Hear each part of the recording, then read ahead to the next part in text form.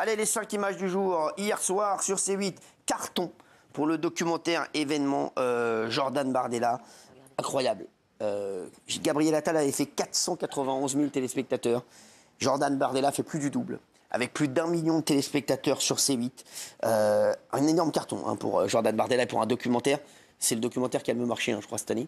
Alors, il y en a peut-être un qui va peut-être mieux marcher, il y en aura un mercredi prochain. Sachez-le, sur les 100 derniers jours de C8, puisque Guillaume Janton m'a suivi pendant les 100 derniers jours. C'est pas mal, ça. Vous allez voir, vous regarderez ça. Mythiques. Non, c'est vrai. Mythique. Quoi, vraiment? Vous l'avez pas vu encore? Non. Il y a des arrivées de vous en moto dans les coulisses, c'est mythique. Rien que ça, c'est mythique. Non, c'est vrai? Ah ouais? C'est magnifique. Exceptionnel. C'est mythique. Bon, bah écoutez, ce sera mercredi prochain en prime time. Est-ce qu'il y a des secrets? Ouais. Il y a beaucoup de choses. Alors, en tout cas, je vais voir, parce que je ne l'ai pas vu. Bien sûr. Mais c'est vrai qu'il m'a suivi pendant 100 jours, Guillaume Janton. Et j'ai envie de voir ce que vous avez. Si. Oui. Il y a des moments où je m'énerve ou pas? Oui. Ouais. Pas mal. Oui, Ilona. C'est dans le documentaire-là que tu fais l'annonce de si tu continues ou pas. Oui. Enfin, Ouais, alors, entre autres. non, parce qu'on fera l'annonce jeudi prochain, bien entendu, pour le prime time. Toute la vérité, c'est là. Mais il y a des. Tous les en tout cas, rebondissements. il y a des rebondissements. Exactement, il y a tous les rebondissements. Et on va encore tourner là, parce qu'il va encore avoir des rebondissements. Donc ça va être jusqu'à la fin, jusqu'à mercredi. Alors, Jordan Bardella, c'est un phénomène médiatique. Il y a des fans qui deviennent presque fous en sa présence. On dirait Jean-Michel Maire au Salon du Livre. Regardez. Moi aussi, je vous aime. Mais moi aussi. Ah oui, il me plaît ce journal. Il est dynamique, il est beau, il est agréable, il est direct, il est tonique et qu'il est discipliné à dire. Il va finir chef d'État. Ça, j'en suis persuadé.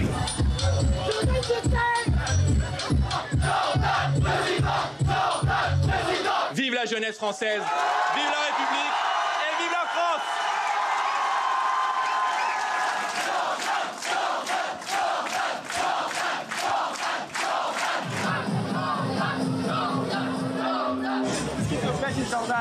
TikTok, il est trop fort. TikTok, il est trop fort.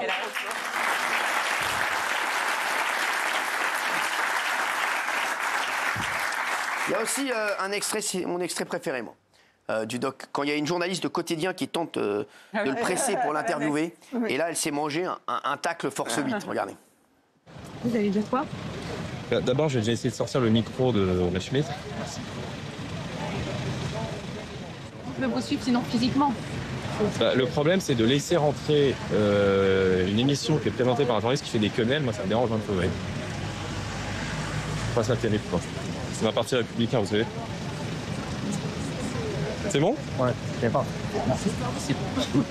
À tout à l'heure. Oh, je veux le revoir. Oh, je veux le revoir. Oh, je veux le revoir. Oh, c'est mythique. Oh, c'est exceptionnel. Oh, je veux le revoir. Oh là, oh, c'est fort. Oh là, j'adore. Oh, c'est mon extrait préféré de télé de cette année. Regardez. C'est incroyable, c'est très drôle. D'abord, j'ai déjà essayé de sortir le micro de la chemise. Je peux vous suivre sinon physiquement. Le problème, c'est de laisser rentrer une émission qui est présentée par un journaliste qui fait des quenelles. Moi, ça me dérange un peu, ouais. Pas ça terrible, quoi. C'est ma partie républicain, vous savez. C'est bon? Ouais, je sais pas. À tout à l'heure. Elle est gentille, la journaliste. Elle est gentille. C'est vrai. Franchement, elle est bien. Elle est stoïque. Ouais, c'est vrai, la paume, c'est pas. Voilà, mais bon, mais c'était marrant quand même. J'ai bien aimé. Ah, il y a son passage dans TPMP. Regardez, il est déjà venu à plusieurs reprises sur notre plateau. Et il en a parlé, c'est ça, Guillaume? Oui, il en a parlé parce qu'il était venu débriefer son complément d'enquête dans l'émission. C'est ça, exactement. Regardez. J'aime bien les sur TPMP parce qu'ils ont toujours des dans la loge.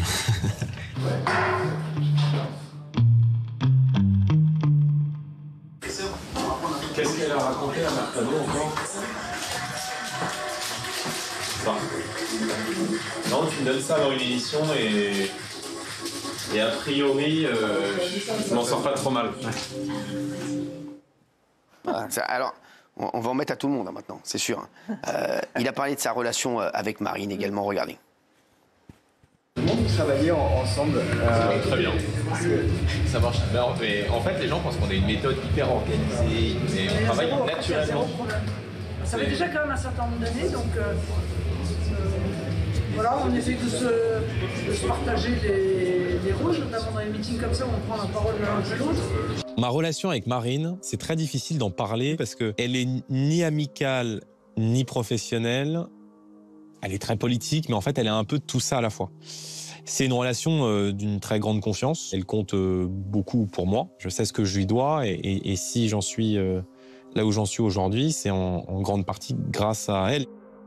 Alors ça a cartonné, hein. Comment ça se fait que ça a fait le double de Gabriel Attal?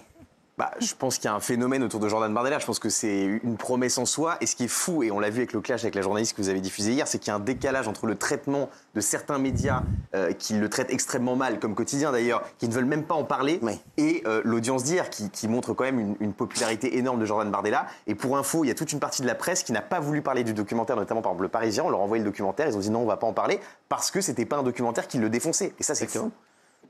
Je pense que Jordan Bardella, en vrai, le succès, c'est pas le doc, c'est Jordan Bardella. Mais ni ça le défonce, ni c'est hagiographique, en fait. C'est juste, vous le suivez et voilà, c'est tout. Ouais, non, mais c'est... En fait, dès qu'on fait pas un documentaire à charge, ça devient un documentaire à la gloire d'eux. Alors pas du tout, on montre des gens d'ailleurs qui s'en prennent à lui, et voilà, exactement. Allez, on va passer... Ah non, alors Jordan Bardella, vous avez vu qu'il s'est passé un truc avec Jordan Bardella. Il devait faire un discours à Washington, Jordan Bardella, lors de la convention des conservateurs, sauf qu'il a décidé d'annuler après qu'un ancien conseiller de Donald Trump ait tendu le bras, ce qui fait penser bien entendu à un salut nazi. C'est vrai que le geste, il est quand même... Oui, la vidéo, elle est sans ambiguïté. Franchement, là, lui, il est tranquille. Lui, costaud, ouais. Lui, il est costaud quand même. Je ne sais pas qui est. Et donc, Jordan Bardella a annulé. Il a bien fait. Il a bien fait. C'est un ancien conseiller de Donald Trump. Regarde. Très bien. The only way that they win is we retreat, and we're not going to retreat. We're not going to surrender. We're not going to quit. Fight, fight, fight. Amen. Bon, là, il n'y a pas d'ambiguïté. C'est clair. On est d'accord. Steve Bannon, plus qu'ultra conservateur, là, il affiche... Mais Bannon, il fait pas des yaourts, tu l'as? Franchement. Il a réagi il y a quelques minutes dans une interview complètement folle où il insulte Jordan Bardella, il le traite de lâche, de pussy en anglais, il l'insulte vraiment de manière très véhémente, et il est complètement fou, c'est-à-dire qu'il s'en prend même, c'est une interview de BFM, il insulte les journalistes de BFM, et je trouve que Jordan Bardella, il a bien réagi, parce que là, c'est vraiment la partie... On l'a, regarde. Elle est folle, littéralement. If he canceled it over what the mainstream media said about the speech, he didn't listen to the speech. If that's true, he's unworthy to lead France. He's a boy, not a man. Okay, he's a boy, not a man. En fait, je trouve que c'est plutôt un homme plutôt qu'un boy, justement, d'être parti.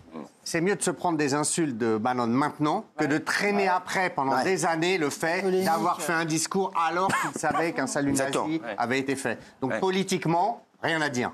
Et ce qu'il faut savoir, c'est qu'aux États-Unis, autant en France, vous faites un salut nazi, évidemment, vous pouvez avoir une peine ou en tribunal. Aux États-Unis, pour avoir un drapeau nazi à votre fenêtre chez vous, la liberté d'expression pousse à son paroxysme. Donc vous pouvez faire un salut nazi dans un meeting, personne ne peut rien vous dire. On peut être pas d'accord, mais vous n'allez pas en tôle pour ça. On fait ce qu'on veut. Merci Léon Zitrone. On peut défiler dans la rue, on nous dit Merci Léon.